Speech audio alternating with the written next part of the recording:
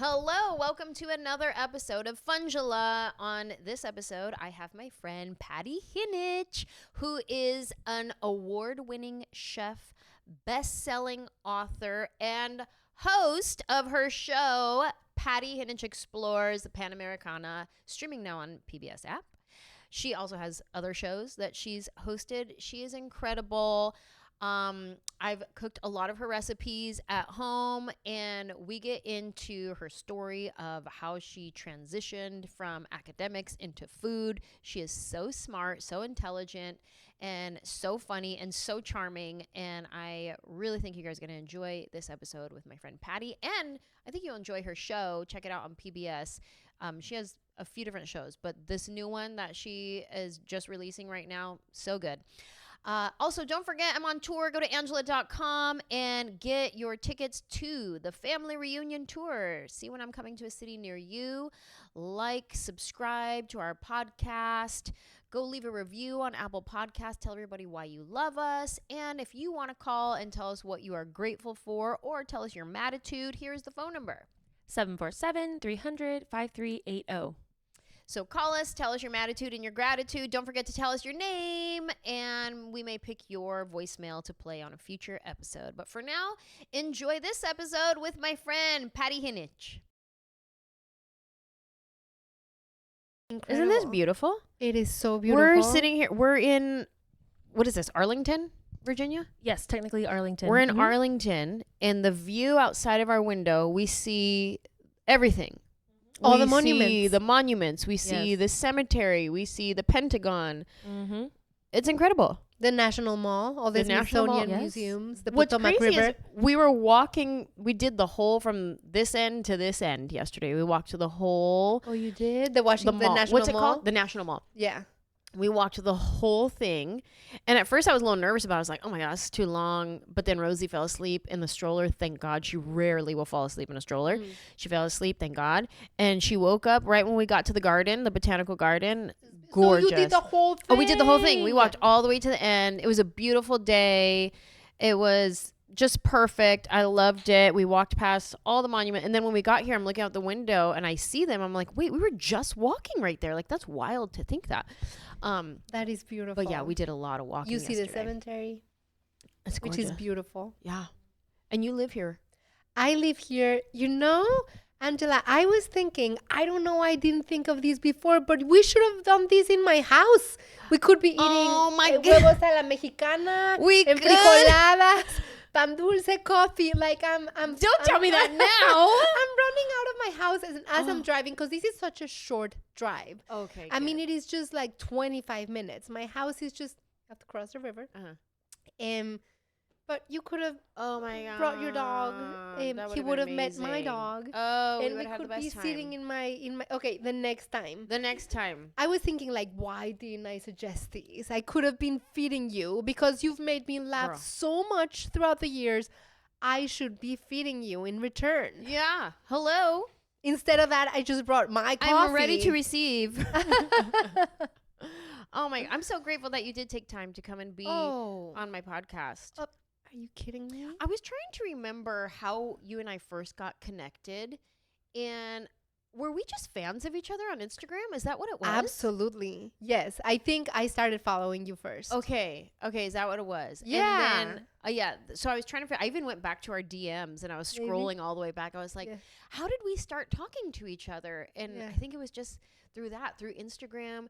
And then you came out to my show in DC. Was it like 4 years ago or shorter than that? 3? It feels shorter than that, but you know, things are such a blur. Yeah. Maybe a couple of years ago. Yeah. And I was telling you that when you told me, do you want to come? Do you want to come backstage? Yeah. And I told my husband, and I said, my friend, I felt that we were friends already. Yeah. I said, my friend Anjelah is coming and she's doing her show, and he's science man, history man, facts man, not necessarily comedy. Okay. And so and he said, should I go? And I'm like, she's so funny. And he's like, okay. Oh my God, what if he hated it? And I said, can you please come? And he's like, fine. Anjelah, he was on the floor the entire show. I've never seen him laugh so much. I feel probably many Latinas or many people tell you this, but I feel like I share your sense of humor. Yeah. And I feel like I could have said some of those things and he wouldn't have laughed. Sure. But the way you said, like, every joke, you know, I was like, oh, he's laughing at these, huh? Maybe I can. Is your husband Mexican? He is. Okay. He's Mexican, just like me. I can't believe I have the view, I have the company, and I have your dog. Look at pet as we're chatting. What an amazing situation. So nice. So he's Mexican. Okay. He was born in the U.S. just by chance. Okay. Because his father was studying engineering at Penn State. Okay. In Penn State College, and he was newlywed with my mother-in-law, and then he was born there. So he lived there for a year, and then they went back to Mexico. So you guys met in Mexico? We met in Mexico. I must have been, I always joke when I look at our wedding photos and I tell him, you criminal took me out of the crib. Like, I look so young. I'm like, that's what you did. Just pick me out of the crib. But no, I was like 23. Wow. And I felt so mature. Yeah. I had graduated political science. I was working in a think tank. I wanted to move to the U.S. and train more to become an academic. And he was on his way back. So he was born in the U.S., lived here just for a year, and then, went back to Mexico where all his family is, and went to school, and then applied to study in the U.S. Yeah. And he studied in the U.S., worked there for a while, and then when his mom got sick, she's fine now, but she got very sick then, and he went back to Mexico, and then he had another girlfriend for a while, and then we met on a blind date. Wow. How many years has it been now? 29. Wow, 29 years. 29. Amazing. Yeah. Okay, so then you guys got married in Mexico. Yeah. And you lived in Mexico for a while. And then when did you move here? We got married in Mexico. I'm laughing. It was a Sunday at noon. Okay. And we rented a garden. Somebody rented a garden in Constituyentes. It was beautiful. And nobody told us this, but the owner of the garden had gallos, had roosters. But like the fighting roosters, in Mexico there's palenques, there's fairs. So this man had like the fighting vicious roosters. And the ones who got something to say. Exactly. And right as we were getting married, they started. Oh no. What's the sound they do? Like the cock-a-doodle-ding? The cock-a-doodle-doo? Cock-a-doodle-doo. That's in Spanish. Rosie's little book that I read her, Osito Tito. When it gets to the rooster, we always go cock-a-doodle-doo. And it's spelled out kikiri-kiri. Kikiri-kiri. Yeah. It's so funny that, my gosh, so come cute. back, sir. It's so funny the animal sounds in the different languages. But anyway, like, will you, Daniel, take Patricia? Like, we couldn't hear it. What did he say? Like, we couldn't hear each other. Oh my God. It was really funny. Wow. And then, so we got married. Yeah. And a few months later, we moved to the U.S. because Danny had applied for some jobs in Mexico or the U.S. and he got interviews in Dallas, and we moved to Dallas. Wow. So, and then you've been here ever since? And then we were in Dallas for a couple of years. My oldest son was born there. And we call him our Tex-Mex kid. And then we moved to the D.C. area, and we've been here for 25 years. Wow. Yeah. Amazing. But we go back and forth. I go to Mexico a lot, not only for personal and family reasons, but also for work. I go there all the time.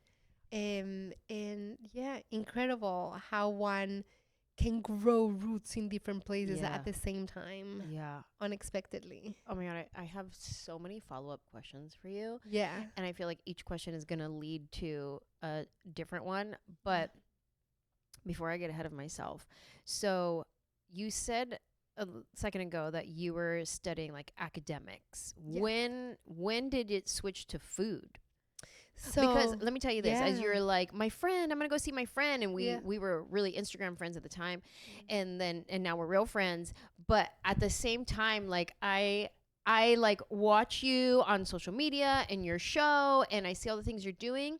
But it wasn't until they sent me your bio Yeah. for this interview that your publicist sent the bio, and I'm reading, and I'm like, wait a minute, hold on, James Beard Award, Emmy nominated. And I'm like, she wants to come to my podcast? Oh, please. Like, you're so, all these things that I didn't realize how, like, obviously you're an incredibly talented chef, and, you know, your cookbooks, New York Times best-selling, like not just a random old little cookbook, just like incredible. And I was just like, oh wow, she is crushing it, like all of this stuff. So when did the switch happen from that into food, and were you always good at just knowing food? And tell me about that. Yeah. Well, thank you so much. I've always been a fantastic eater. Yeah. That is my gift as well. like I have to control my appetite. I love eating so much. And I really explore and experience the world mostly through food. Ever since I was a little girl, you know, it's going into the supermarkets, it's going to the farmers markets, it's talking to the, you know, in Mexico, everybody's selling food on the streets. And I really, you know, growing up when I was in elementary, like my best friend was the school's gardener, because he would tell me all these stories about how his family had pecan farms in the north of Mexico. And he would tell me all these tales that sounded just like magical realism through food. And I come from a family of people that are in the food world and that are food obsessed. My oldest sister has an incredible restaurant in Mexico City called Nido, which is incredible. Then my next sister, so that's Karen, then Alisa, an incredible trained pastry chef. She had a restaurant in Mexico, La Trufa, many years ago. And then when she and her husband moved to Miami, she had a restaurant in Miami. And then she's the absolute best pastry chef in the universe, and her food is just insane. And then my other sister, Sharon, she's in the world of like lifestyle and sustainable living and healthy eating. And I was the tomboy, kind of intellectual, eclectic. I didn't want to play with dolls. I wanted to play with dogs. Most of my friends were boys, not girls, because I mean, of course, I have good friends that are girls today. But I couldn't do the girl group cliquey, you know. I was just like playing in the mud and you know, climbing the trees, and to the point that I think my family was a little worried. I used to wear my dad's shirts. And every time we had a wedding or a celebration, you know, in Mexico, there's parties all the time, weddings all the time, and everything is family involved. Like my sisters would sit me down and like, Pati, what are we wearing for the party? Like, let us help you out. Yeah, let us help you. To this day. But so, oh my gosh, I went so back. This drives my husband crazy. When I'm going to tell him something, he tells me, you have 90 seconds. And I'm like, why? I'm like, why? And he always says, because if not, you take 2 hours. And he's like, come back, Patty. Where were you? Oh, I love it. Okay, so eating all the time, but I wanted to be an academic. And I really felt like through the world of ideas, I could contribute to Mexico, a country that I absolutely adore, and a country that I felt had given so much to my family. I come from a long line of immigrants, from different historical times, different circumstances on one side or the other. They were always fleeing, like the Polish pogroms, the Jewish Holocaust, and it was people that were trying to get to the United States of America for its promise of freedom and safety and progress. And they could never make it to the U.S. because one quota, the Polish quota had been filled, the Jewish quota had been filled, the immigrant quota had been filled, so they ended up diverting to Mexico, and Mexico made them their own incredibly proud Mexicans. And so I really wanted to give back to a country that had given refuge to my family, and very proud of our Mexican culture and food. And so I wanted to be an academic, studied political science, worked in a think tank. See, now I'm trying to go fast. Then I got married, blind date. Oh my gosh, that's a story. Got married, moved to Texas. It was just gonna be for a little while, and once we moved to Texas, this really weird thing happened, Anjelah, because I had gone to the US a few times growing up for just short amounts of time, and I had never been in Texas. And we got there, and everything seemed very familiar. The skies, the weather seemed like northern Mexico. People spoke Spanish, but not like the Chilango Spanish from Mexico City. Like, there were Mexican restaurants with food that I had no idea what it was. Wow, really? And like what? Name a thing. I believe that. Queso? I believe that. Yes, like all Queso dip. like the combo platter number 1, 2, 3, 4. Oh yes. You know, or I mean, the barbecue I loved from the first try, but all of the things that had the category Mexican, I felt like I was living in what was that show? Twilight Zone. I felt like I was in like a Mexican American Twilight Zone where you're Mexican, but I don't understand your Spanish, and I don't know what wait, you're Mexican? You're Are you gaslighting me? Exactly. Exactly.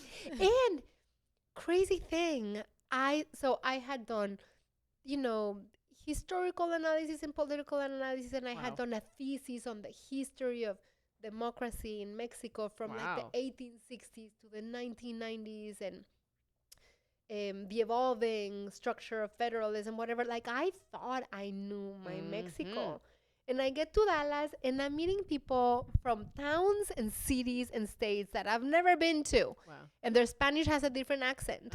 And I have no idea how to cook. Oh. Nothing. Really? I mean, I was an awful cook. I've been a wonderful eater. But I wasn't a good cook at all. In fact, I'm famous for over seasoning since I've been little because I'm enthusiastic. Like, I love all the things. Like black pepper. I love black pepper. Salt. Same. Oh, give me salt. Oh, like, I love all this spice. So I tend to add along with my emotion. And so I used to really over season things when I cooked. And so I started learning from the Mexican diaspora, and I realized that I really didn't know much about my home country. Wow. I couldn't go back because I was applying for my working papers. Okay. And so there's a limbo when you're applying and you're going through the process where you can't travel until the papers settle. That's right. Which took like a year and a half. Wow. And so, please don't come to get me. I do have my citizenship. She's now. so stupid. That was a long time ago. Is it live? Yeah. Oh my no, gosh, it's not yeah. live. We're Oh, recording. but we can't cut. I'm like, We oh can. my gosh, I'm too politically incorrect. Yeah. No, I'm a dual. you're I'm a good. dual. I'm Mexican and American. I have my papers. That was a long time ago. I did all the due process. Yeah. But That was a long. I know it doesn't sound like it, but it was a long time ago.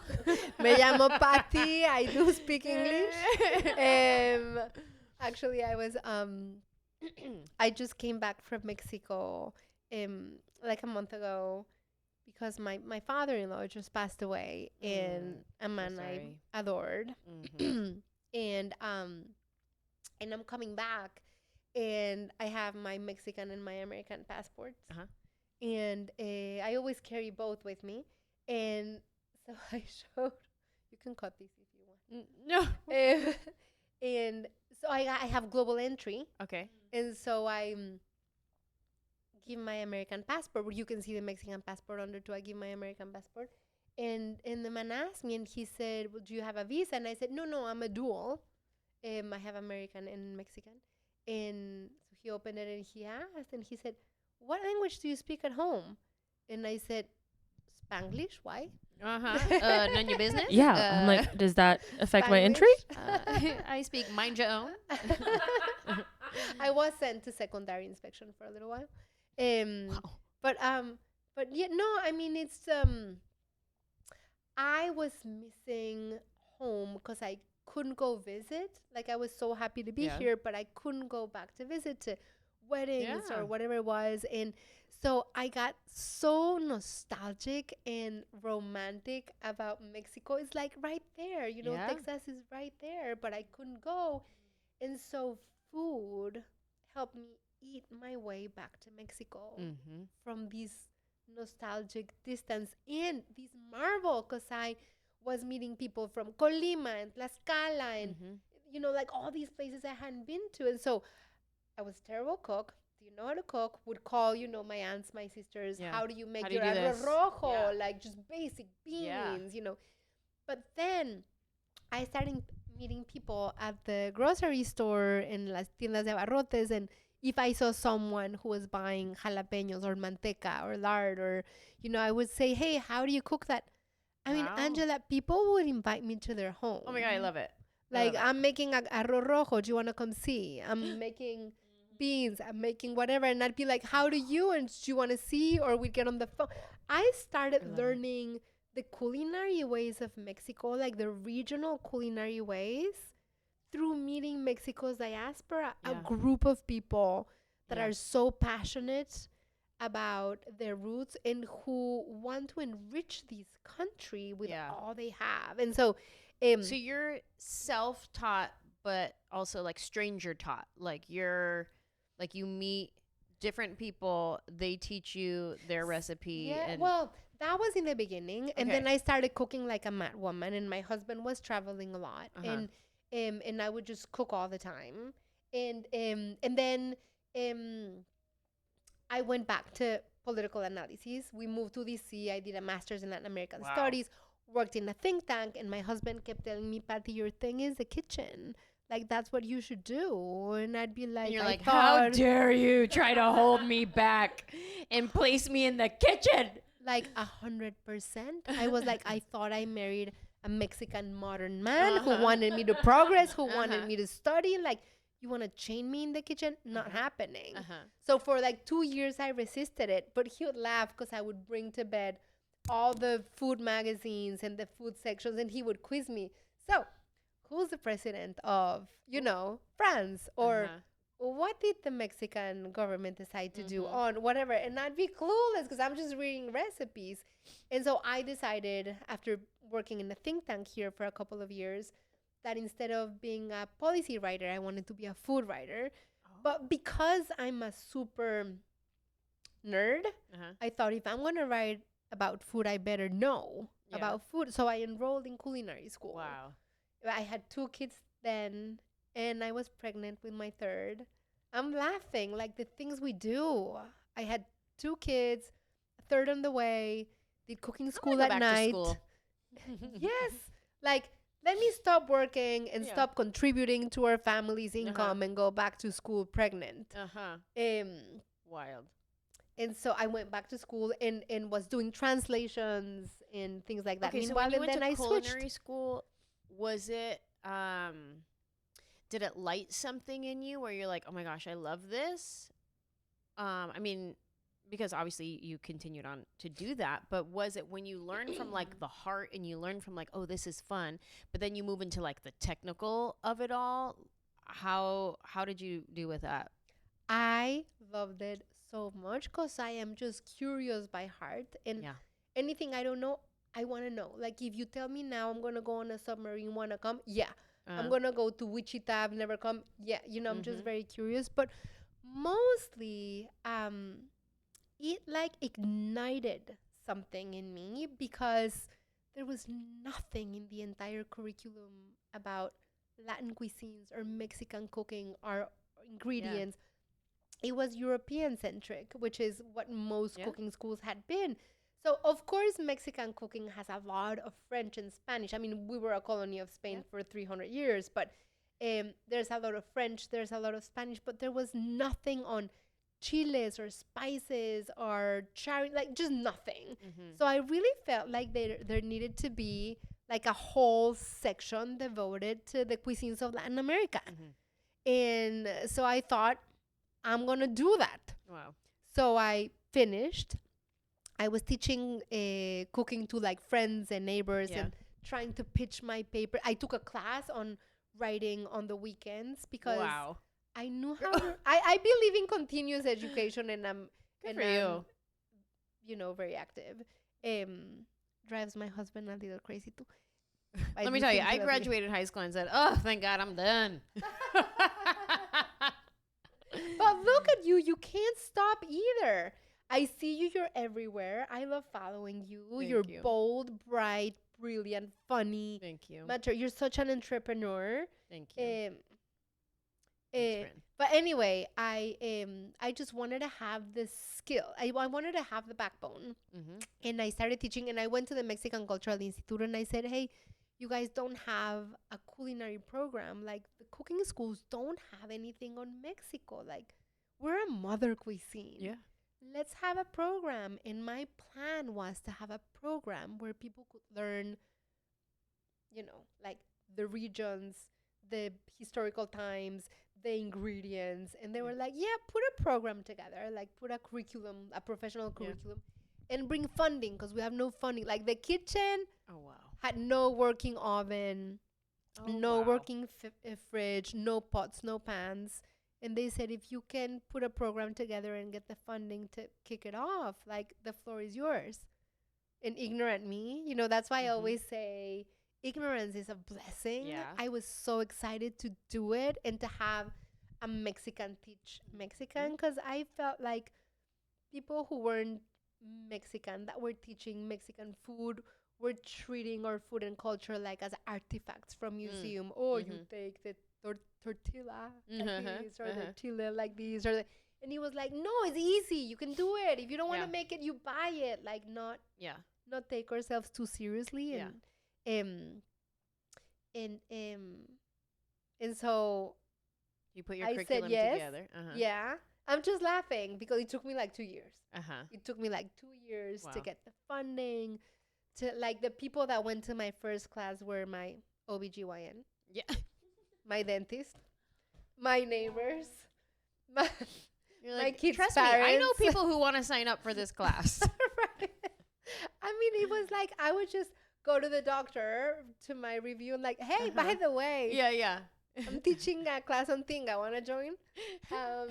Listen, have you ever thought about enchiladas? But I really wanted to.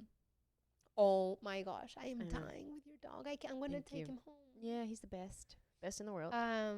He knows what he can get. He's like, just look at me. This is what I need. Who's not gonna rub him when he lays like that? Give it to me right now. Like just who sees that and doesn't automatically put their hand there? Yes. That person I don't trust. Oh my gosh.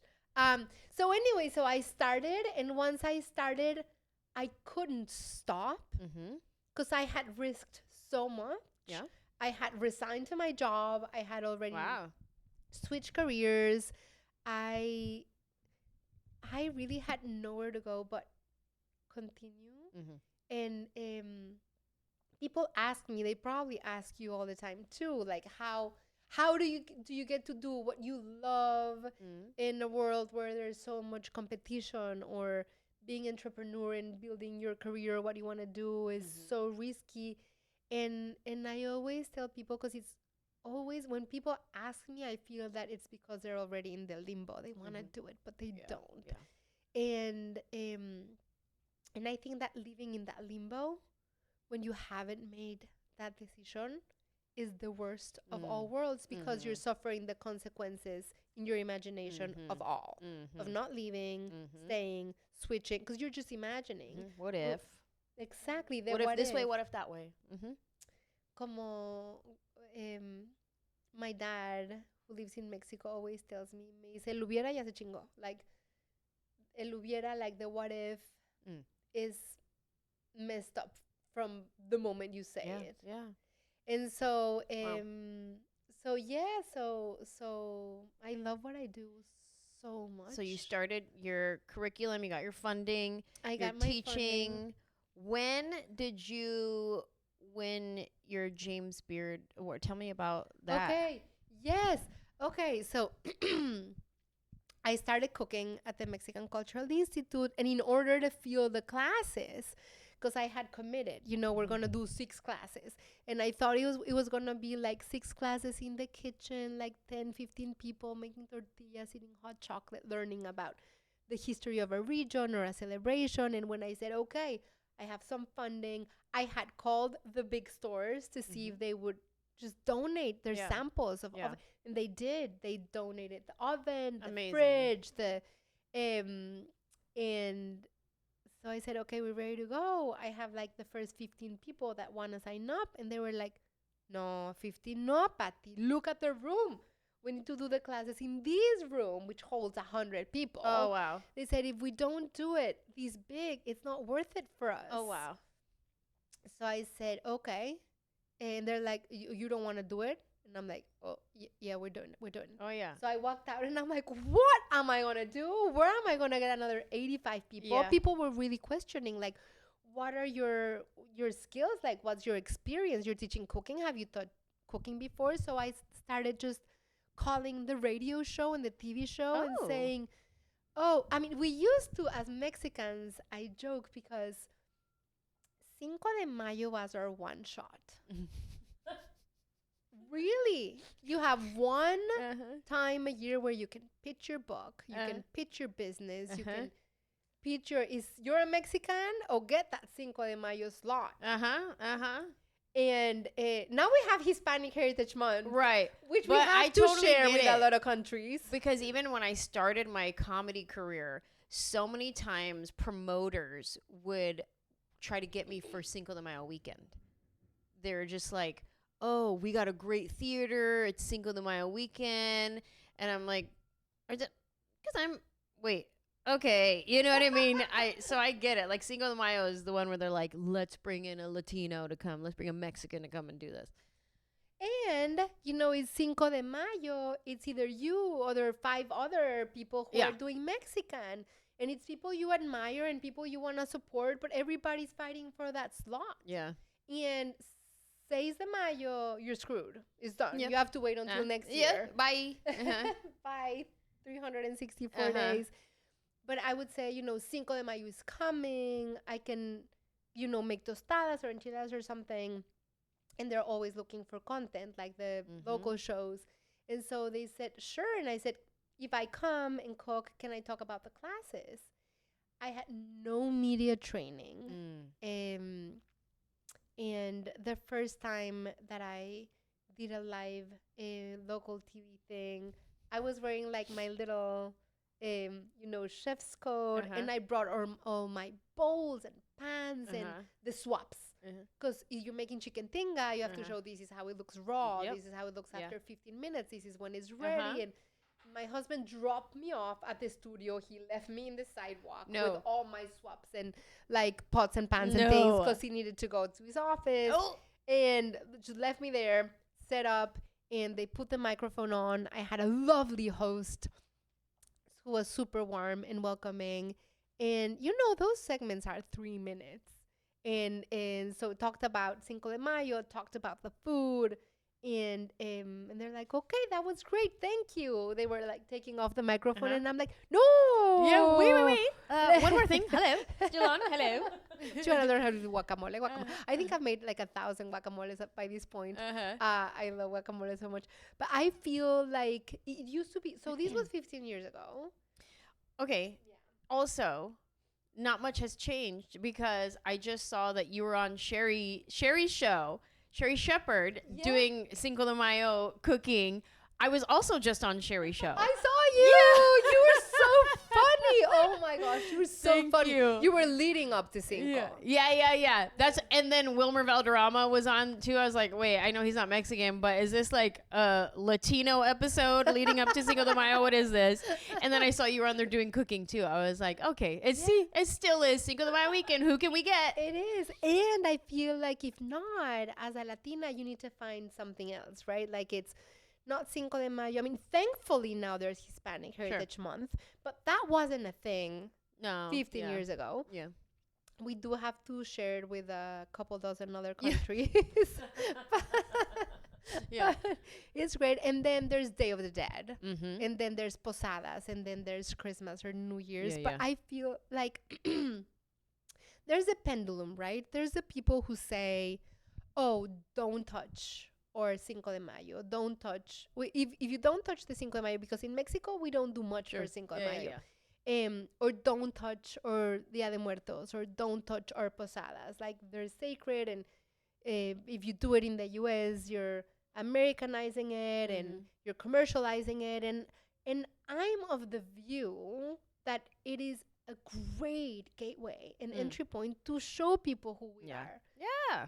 And like, yes, let's all I mean, whenever we get invited to a Cinco de Mayo party, it is my American friends who are hosting the party. 100%. No Mexican is throwing a Cinco de Mayo party, but we love it. Who doesn't want Mexican food? Who doesn't want random Taco Tuesday? Who doesn't want, you know what I mean? Like, of course, yes. And I think, so yes, Hispanic Heritage Month and Day of the Dead and all the celebrations. So so anyway, that was my first time. And I realized that I loved connecting and communicating. And then I did radio, and I was like, oh my gosh, this is even better, because you can focus. You don't have to focus on how you look or how the food looks. And I always think that podcasts and radio, when people connect, they're connecting in a way, in a deeper level, because you don't have this screen to show you the image that you need to have in your brain, and you really connect to your, like, for example, if I'm making huevos a la mexicana, Mexican style eggs, and I'm making them and you're seeing them on the screen and I'm making it, like, that image blocks you to getting there, and you're watching the food and it's beautiful. But if you're listening to radio and I'm talking, I'm going to crack this egg, and you hear the crack of the egg, like, that sound takes you personally to your places. Sure.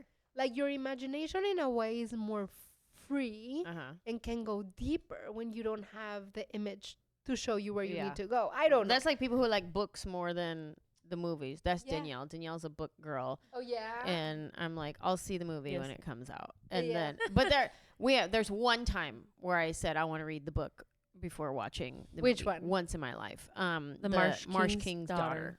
Oh, was it good? I haven't read it. Yeah, I really enjoyed it. I still haven't even watched the TV version of it. I've See, and then now you'll watch it and you'll probably think, oh, what I had it's better in my head. Yeah. Because then they change things, the whole thing, you know. So did you get your class full? Your first class? Did you get your 100 I students? remember every single face No way. that was there, because they were all my friends, my OBGYN, my dentist, my kids' teachers, and I'm so grateful.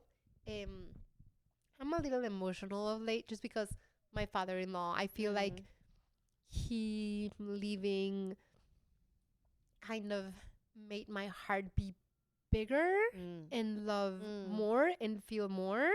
So now that I'm thinking back at that time, I'm so grateful for the people that showed up. Yeah. Because I had nothing to show for it. I had never taught anything before. I mean, I had never taught cooking before in that scale. I had never used a microphone or done media. And people were there, just they showed up for me. Yeah. And and after that, I think that class went really well. And then what happened, I don't know if this happened to you, but the first time went really well, and people were like, oh, this was great. Yeah. It was so entertaining, and your storytelling, it was so much fun. But then the second class came, and I already knew that people were going to be there, that the lights were going to be there, that I had to entertain this whole time. I got like a stage fright. Yeah. Well, how am I going to top what I already did? Exactly. And I've never felt these before, but my throat felt like a nut. Oh, wow. And I felt frozen. Whoa. It was so hard, but we had 6 classes printed out already. So there was no way to get out of it. Yeah. So the second class was extremely hard. And then the third class got a little better. And then by the fourth class, I was back to like my first one. And we're back. And then I was back. And then I've been loving it ever since. But tell me about your award. When did you? How did you get the award? Okay. So I taught cooking there for a couple of years, and I think after the first year, someone got wind of the classes. Okay.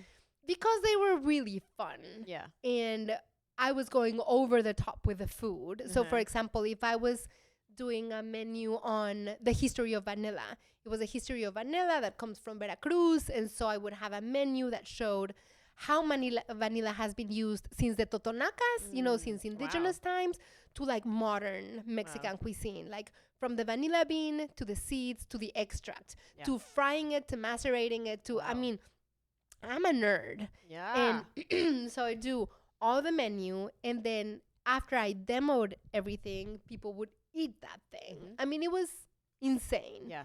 And so I think the Washington Post did a profile on the classes, and then the New York Times did a profile on the classes, and then a producer heard about it. There were quite a few producers that were like, oh, we should be pitching these. Let us do a little trailer. We should be pitching it to this network and that network. And I was like, it'd be incredible to have a Mexican do Mexican food, like with the accent, with the food, with like that. Yeah, I think that would be very hard. But you guys are saying we can do a trailer and try. Let's try. And then a producer who used to do shows for the Food Network came to one of my classes, and he said, you have, como decimos, alábate burro, like toot your horn. He said, you really have a knack for connecting, and I love your storytelling, and you really should have a show. Let's pitch it. Did a trailer, and he said, meet me at the Food Network studios. This was like 12 years ago or something, or 15 years ago. And we presented the trailer, and the director of programming and some other people were there, and they loved the trailer. And they said, we want to put an order. Let's do. Wow. I was thrilled. I was like floating above the clouds. I was like, I cannot believe this is happening. And then the next day, the producer called me, and he said, they do want to do it, but just a few things. Just a few. We want to do it, just not with you. I've gotten that call before. We really want to do it, but you want to do a Mexican cooking show, but Mexican food is a little niche and ethnic, and we don't think it's going to work. What about a pan-Latin, like all Latin America, foods from all of Latin America? Like you can do a hamburger with mole sauce and French fries with chimichurri. Okay. My mind was already like scrambled. Okay. I mean, I'll try it, but I was like, that sounds not great. That sounds like not the show I pitched you, but and, okay. So it was the food, and then the hair. They thought that my hair needed to be a little darker. Wow. More Latina-ish. Then I had my 3 kids were very little then, and they said, it would be really fun if you got a dog. And it would make it so much more fun. But most importantly, just like a tiny little thing which can be fixed. Your accent is like very heavy, and we're worried that people won't understand what you're saying. But there's accent instructors or teachers, whatever you call it. And with like 2 or 3 classes, nobody know where you come from. And like no accent, it'll be neutral. People won't even tell. And friends, family, there were like the Food Network. Right. Oh my God, you gotta Sure. do it, Patty. I hear you. Why are you limiting yourself to being what you think you should be? Why Mexican? Like you can do international, like eat the world. I mean, why you always looking at like down and small and no, go big, Pati. Go big. Yeah. And of course they did want Yeah. You know what I was offering. It was something very different. So I decided to go the previous route, which here we go again. Just like my classes, it is like I went to pitch it to the local PBS station. And they said, yes, your accent worries us a little, but we love the idea. If you can come up with the funding, again, the floor is yours. Yeah. So it was like 20 times more money or 30 times more money just for the pilot. Yeah. And then they would have to share the pilot with the PBS stations which are over 300. And if they got a majority of stations who said we would air it, they would air it, then they could greenlight it. But I needed to invest in it and get the funding for it already. And here's where ignorance is a bliss. I was like, sure, I'll try. But it was so stressful to get that pilot off the ground. I remember we were filming it, and they sent someone from the station who was very worried about my accent. And he had a little spatula. I always laugh when I remember this. He had a little spatula. He just grabbed a red spatula from my kitchen, and he said, look, whenever I hear you say something that I think people won't understand, I'll just raise the red spatula. Oh, I thought he was gonna spank you with it. I was like, okay, wait a minute. I was like over here. I was like, am I getting ready to fight somebody? Yeah, They hit you wait, with a spatula? Hold on. I don't What's know. his name? He was just gonna erase it. Okay. And he was standing in the corner, and Raise it like this. I mean, like, it was non-stop. Oh no. Like, That's everything. distracting. Like, it was a couple of sentences. Red spatula would grow up. So, for example, I would be making tamales, and it'd be like, and now I'm gonna make the filling for the tamales. And he'd say, no, Pati, it's not filling from the heart. It's feeling as in feeling. Oh yeah. Fill. Yeah, which I Fill, not feel. Uh-huh. Okay. I wish you would have been there to teach me, because I was not getting it. And in the middle of filming and trying to look good, and the production company that I was working with then, really, like they said, they were Latinos too, based in LA. So I thought they were going to get the idea that I had, that it was like Mexican normal, not Mexican stereotypical. Like I wasn't going to have a donkey and a sombrero and a jalapeño, you know? Yeah. And they were like, of course, we get it. It's like Mexican, you know, what we Mexicans are, not a cartoon. But when the time was getting close, it was their first time doing a cooking show. So they started getting really worried about getting it Latino right. So they had me with the hoops. Oh no. And, you know, I always wear my hair up. I mean, I always have my hoops, but if it's not you, then don't do that to me. No. For like, I barely changed my. Oh yeah. My first print job, they gave me the winged eyeliner it was for K-Swiss tennis shoes. And I sat in the makeup chair, and she gave me the Chola winged eyeliner, and I never wear my makeup. And I was like, okay, thank you. And this is my first job, so I didn't know I could be like, I don't like this. Exactly. But there was a Latina producer. She saw me looking uncomfortable, and she came to me and she goes, do you normally wear your eyeliner like that? And I said, no. And she goes, can you change that, please? Take that off. And I was like, oh, thank God. But there was like somebody to advocate for me. I'm brand new. I don't know what I'm allowed to say and not to say, but thank God.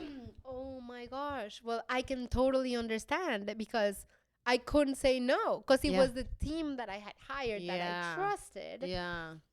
And they had Mexican, Cuban, but like they were all Latinos. And when we were planning it, they were like, oh, we get it. And when we were doing it, slowly but surely, it was like, maybe a little hoop, You didn't get it. Or the hair down. I never wear my hair down for the kitchen. I mean, when I've done it, it's been uncomfortable. Sure. And the shirts, like lots of color, like we need lots. So it wasn't me. They wanted to make you that fiesta. Exactly. Exactly. Papel picado. The papel picado come to life. And then I had, John was his name, with the spatula, just bringing it up. Oh my God, John. Every 5 minutes. So it was like everything he said, I was like, well, you know, the feelings of the tamal are the feelings of like the heart of the tamal. So it's fine. I kept just coming up with things. Like I'd be toasting pumpkin seeds, And I would say, okay, now you have to toast the pumpkin seeds until they're nutty and toasty. And he's like, not naughty as in Christmas, naughty as in not. I'm like, they're jumping. They're misbehaving. And I was just fighting him on it so much, like giving him all my reasoning. Yeah. Like, you know, Mexican cooking is all about emotions too. They're jumpy. Because I couldn't deal. And so he ended up giving up. And I remember after we were done filming, he was on the phone with someone. You know, you feel so vulnerable on the camera. And he was on the phone with someone, like a friend or something, saying, yeah, we finished filming these, you know, like this woman is saying all these like ridiculous things. Like, oh my gosh, I don't know what to think. I don't know what to say. Yeah, the accent is hard to understand. Like, he's in my home where we're filming saying all these things. And I'm like, I don't know. Like, looking back, I'm surprised by my resiliency and my thick skin, because I think of myself as not having a thick skin because I'm very sensitive. But when you keep going, I keep going. And so that was a pilot, and we launched Patty's Mexican Table season 1. Wow. And it was harder to regroup and launch season 2 than season 1. I don't know why. You know, they say the second crepe is better than the first crepe. You have it easier with your second child than when you're first, and with your third than your. But the show, it was okay. But the show, it was just much harder.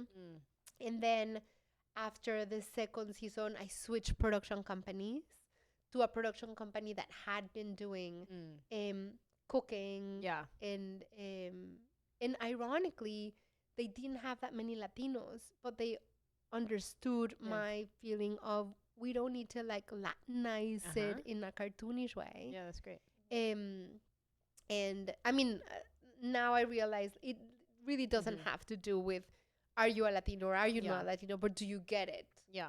And so we're going on our 14th season. Wow. So I remember. So you're still doing Patty's Mexican Table. Yes. As well as your other show. Yeah. Wow. So Patty's Mexican Table is really like my flagship. Okay. And I adore it. And I have a cultish following of people who are just waiting for the next season. Wow. People who will like email me. Okay, so the clips you post on your Instagram are from Patty's Mexican Table, like you cooking, or is that just you cooking at home? So there's a mishmash. Okay. There's some that come from Patty's Mexican Table. Okay. There's some that are from me cooking at home. Okay. And then, so Patty's Mexican Table, I remember when I was fundraising for the second season of Patty's Mexican Table, which was really the hardest ever. I was at the pediatrician's office with one of my boys, and there was one of those like women magazines. And I remember there was this short article that someone wrote that really stuck to me, that said, you cannot judge yourself by something new you try or a project you do until you count 10 years. And I was in my second year. I was ready to throw the towel. And for some reason, like, that article, like, struck. You say struck or struck a chord? Yeah. Struck a chord. Struck a chord. Yeah. It's so funny because many times with my voice, I'll say American slang and they're like, no, ma, it's not like you'll take it by year. It's you'll take it by ear. Like, year, no. But I'm like, it works. But, yeah, I remember thinking, okay, I'm going to count to 10. And it was tough. And I switched production companies and a lot happened. And, you know, you need to get funding and some sponsors go and some sponsors come. I've been very lucky that I've had some sponsors that have been with me for a long time. But when we were about to hit the 10th year, I think we got our first James Beard. And then we got an Emmy nomination, and then we won an Imagen Award, and then we got an IACP. And but it really, what I've learned is that you really have to believe and bet for the long term, for the long run, for the legacy, not for the shot that's short. And if I had gone on the Food Network, I would have lasted 6 months because I've seen many people go through that. And the older you get, and that's why when I get emails from people asking me, should I switch careers? I want to switch careers. I say, you know, when you switch careers or when you jump into something entrepreneurial, the older you do it, it's kind of better because you care less what people think when you're older. And you're older, so you have less time to live. So you know what matters, and you really want to do it because you have less time to go. And you kind of have a view of time and legacy in a different way. And I think that food is such an incredible example. I just can't. Like, I'm so in love with your dog. I'm like dying here. Everyone loves you, San. Oh my Bonzo needs his own camera shot for all future episodes. We need the Bonzo cam. This is insane. Like, this will go viral. He's definitely a healing dog for sure. Aww. He's very special. But what I was gonna say about food, what I love about food is I was in the policy research world for many years, and I felt like my work didn't matter. Like, I really didn't. I wasn't changing anyone's life or helping anyone with anything. And now I feel like just by teaching someone how to make a big plate of enchiladas, they learn from a different culture, from different people, from a different ingredient. Like, you enrich your life. They now have a staple. They make it. And what I love about it is that it's not proprietary. Like, food is communal. Like, all the recipes that I make, all the ingredients that I use, they were here before I arrived on this earth. And they're going to be here when I'm gone. So it kind of puts you in your place of pay. This is mine. Like pay it forward, give credit where the credit is given. Like, thank your heritage, thank the culture, pass it on. And if you can create something new, amazing. But you have to be humble and know that you don't own anything. That's right. Really. I did your carnitas recipe. Yes. And I've already made it a few times. Because you made them crispy. I love it. Oh, okay. So I did both. I did crispy and not crispy. So I was gonna make carnitas, and I found this other recipe that I was gonna follow.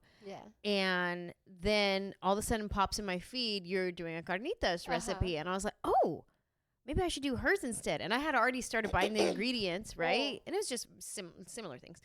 And so I messaged you, and you're like, no, do mine. Mine's the best. And it was so good. I've already made it 3 times since we were talking about it. I made it for my family, and then I did like some crispy ones, some non-crispy. I did a whole bunch so we could have some leftovers. Leftovers are the best. And my in-laws are Puerto Rican, so they don't do carnitas, but they do pork. They love pork. So I was like, okay, I'm just gonna do mine the Mexican way, and they loved it. They were into it. Yeah, so I've already made it for them a few times. So yeah, I want to pass down, and I just started cooking in 2020 COVID. I never liked to cook. I didn't know how to cook, and I didn't like it. It wasn't like everybody like, oh, it's so therapeutic, whatever. I'm like, not for me. It's frustrating, and you got to measure things. Yeah. And then when 2020, when I didn't have anywhere to go, I had time. Then I was like, oh, I get it. Oh, okay. But I think because I was always like, got to go somewhere, got to do this, got to do that. I'm like, I don't have time for this.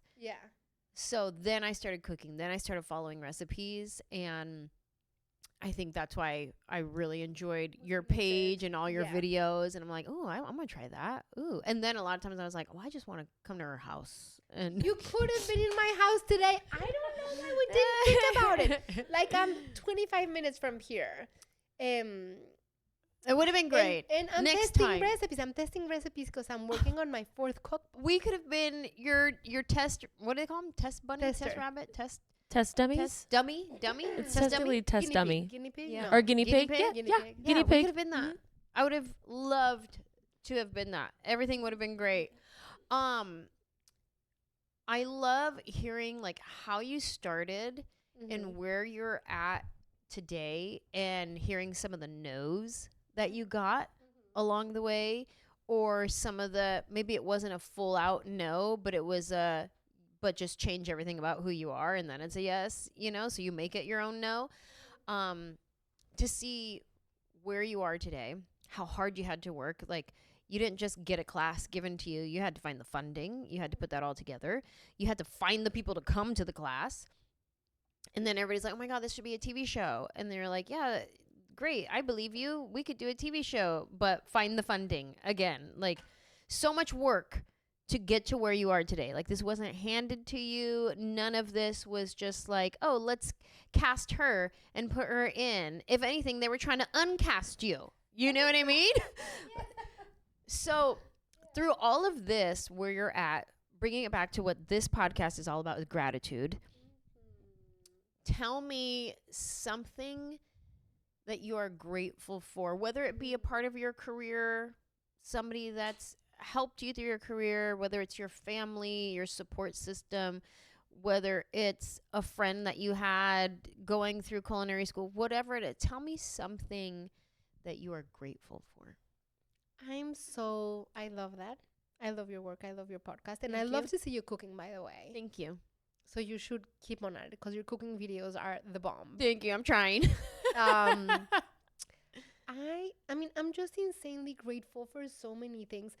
You know how they say that there are some people that see the half glass full? Yeah. Some people see the glass half empty. Mm-hmm. I tend to see the glass overflowing. Mm-hmm. Wow. I'll tell you a story. Wait, but before, I was gonna say, because you asked me a question and I'm going 1,000 ways. My husband would be like, "Come back, Pati, come back, Come regresa, back. 90 regresa." seconds. Exactly, regresa. I think I'm most grateful to my husband and my boys because they are incredibly patient. Even though my husband gives me 60 to 90 seconds to listen to me, he always listens to me, and if I ask, he'll give me more time, of course. But I would say he has been my toughest critic, but he's been my biggest supporter. And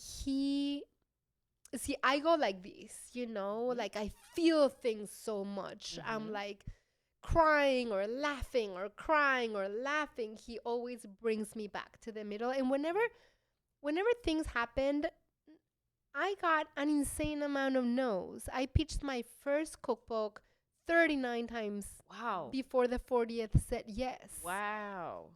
And it's all these stories that people don't know. People think that I got my show, that I had an agent that pitched me to, you know, GMA or to, you know, whatever it was.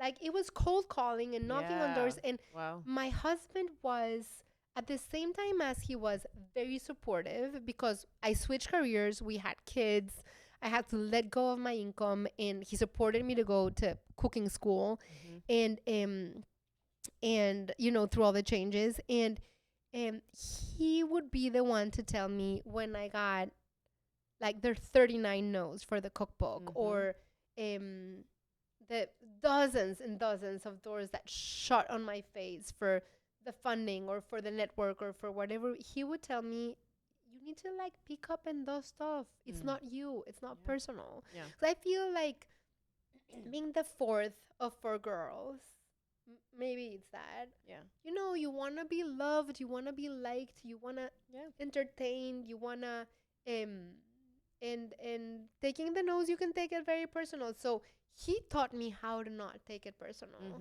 And the interesting thing is that after all these years, and I've told this to my boys so many times, the things that people, even people close to you, people that love you, family, friends, neighbors, they're not doing this because they're mean, you know? They mean well. They mean well, exactly. Oh my gosh, I love when you say like the southern. Bless your heart. Yes. So funny. But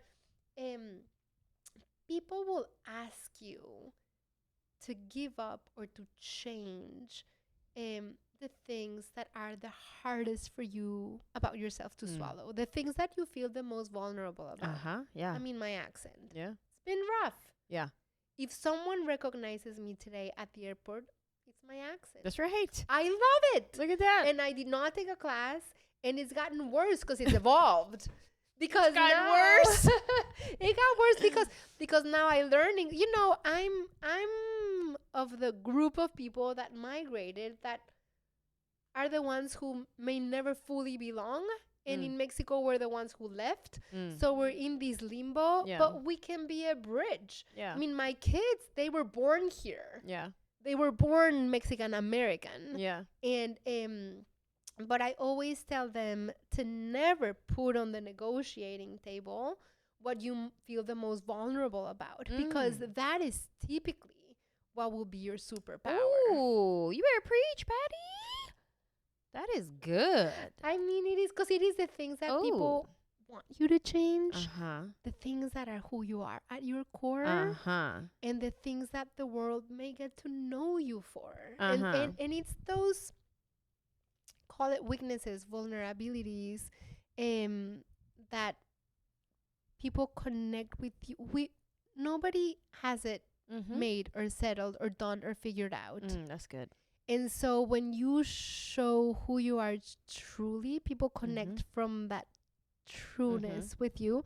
I remember when before I was giving my first cooking class at the Mexican Cultural Institute. You laugh at these because you have a little one. I used to tell my 3 boys a nighttime story that I had made up that was called Waba Waba. And it was a monkey. The monkey was Waba Waba. And I was in chapter 240. So Waba Waba was this monkey that came from a jungle, and he had grown up in the jungle, and they had trapped them and they had put them in the zoo, and then Waba Waba had escaped, and then he had gone to college, but no monkeys had gone to college. And then, you know, we were in whatever chapter where he had met Lisa Wisa, which was another monkey that he wanted to marry. And from one day to the next, I told my kids, okay, kids, tonight I'm going to show you how to make chicken tinga. And I did that for 3 months because that's what I was demoing at the class at the Mexican Cultural Institute. And I had never demoed live. Like, my kids hate chicken tinga. You know, I preached about chicken tinga for 3 months or, you know, whatever it was. And so I think when I look back, so grateful that my kids stopped listening to Waba Waba for 3 months. They came with me. They carried the pots to those classes. Like, they maybe I've shared too much. Like, they've seen me cry. You know, they've seen me cry. They've seen me take the nose. They've seen me pitch things that haven't happened. They've seen me pivot, and they've seen me. I remember when I was working on my 3rd cookbook, Treasures of the Mexican Table, which I love so much. It took me 4 years to finish that book. Halfway through working on that book, my editor had left the publishing house. I was left without an editor, and it was the middle of the pandemic. And I remember sitting outside. Oh, we had gotten a dog, Mila, which my boys everybody had said did during that time. Exactly, she had a pandemic puppy, and they were gonna help me take care of her. No. And I remember That was part of their sales pitch. Absolutely, absolutely. And I was sitting outside, like in a little thing in my backyard, and I was just crying, hopeless, looking at the sky. Yeah. And my kids were back from college. My husband was working at home. We had this dog that was active. And my middle son came out, and he's like when I said, I'm never gonna finish this book. I just, you know, like Alan, my oldest, has come to, when I decided to, aside from Patty's Mexican Table, which is lifestyle cooking. So it's half-hour shows where I go to Mexico, meet the people, meet the producers, the farmers, the growers, and then I come back to my kitchen and cook. So it's part travelogue, part kitchen. But then I decided the older you grow, for me, the older I grow, the more I want to do things of substance, things that matter, things that will leave a legacy, things that I don't want to waste my time, like eat a taco, yum, yum, yum. Like, and so I wanted to get to the border because I had gone to the U.S.-Mexico border a lot. And And I thought, I've been working so much to break myths and preconceptions about Mexicans. I thought that to Americans, but it turns out that to Mexicans too.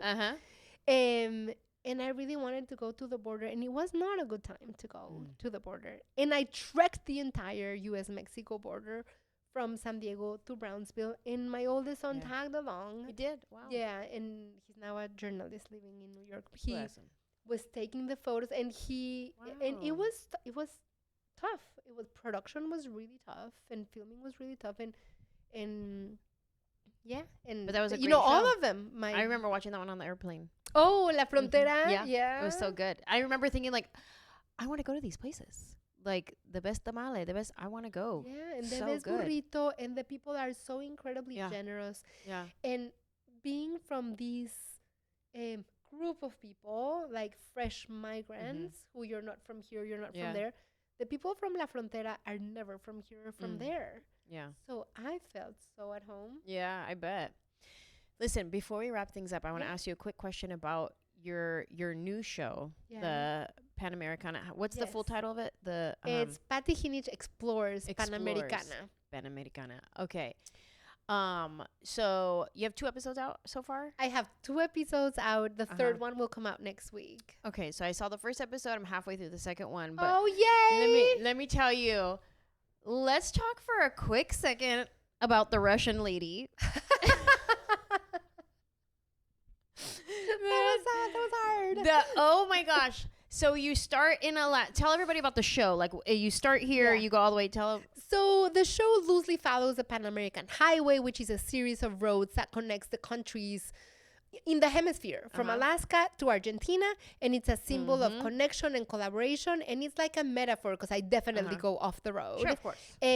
But it is about celebrating our differences, finding the things that we share in common, and really uncovering the cultural connections that enrich us.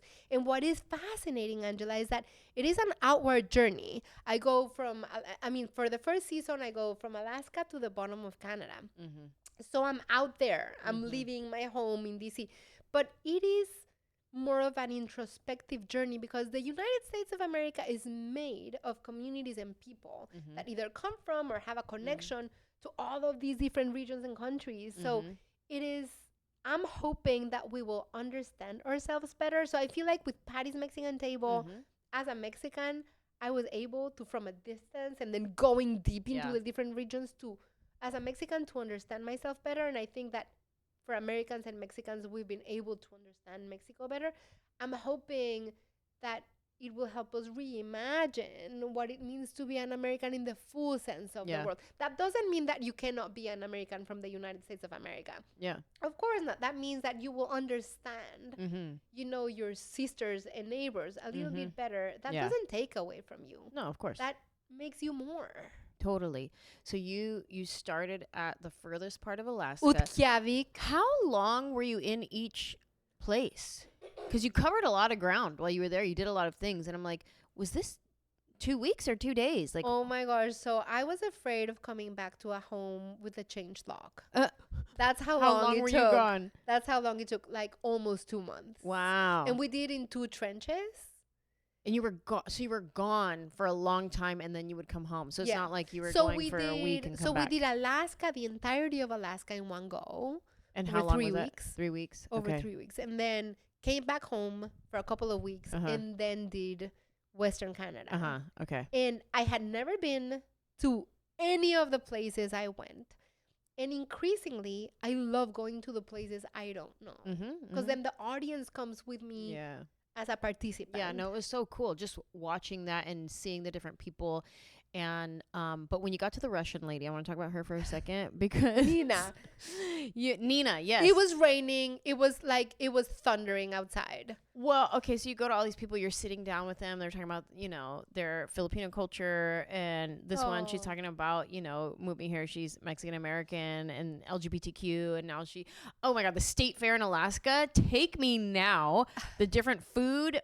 Oh, so good. I was like, oh my God, I want some of that. I want to try that. Alaska is fascinating. I learned so much. I was Have like, you been? No. You have to go on tour. I've never ever been, but look, Write it down. I'm telling you. I think of it down. Alaska as its own nation. It's Yeah. part of the U.S. Yeah. So learn so much, but so you sit down, you have this great conversation with people, they share a little about their life or whatever, and then you get to this Russian lady's house.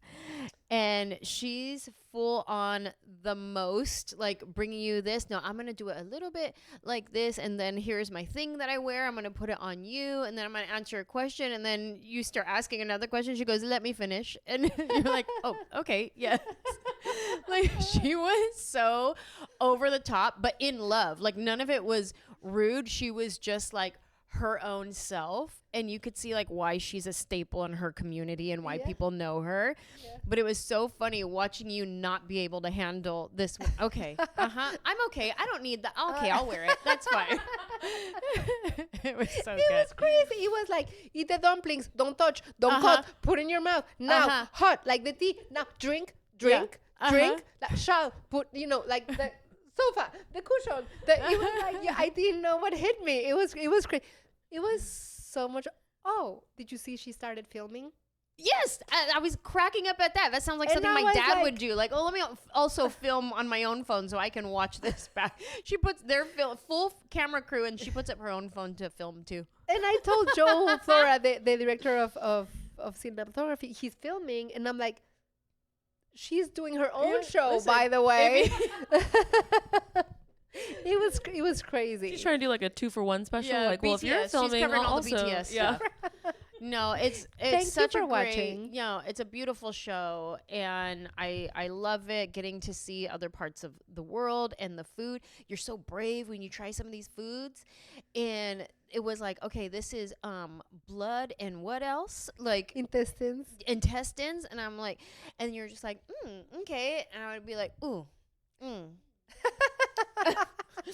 so brave. So it's so beautiful, the show you're watching. It's heartfelt and interesting, and looking forward to the next episode by the end of it. So well done on that.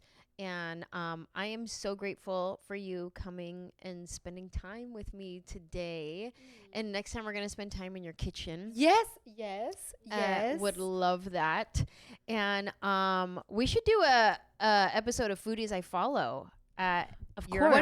What is that? Absolutely. So I did my own. I have 2 shows, actually. Did you see these? Like, he's just not letting go. He's like, you haven't finished. Yeah, he's okay. Tell me about your 2 shows. So Foodies I Follow is I follow a lot of foodies online, and a lot of times I'm like, I wish they could just make this for me.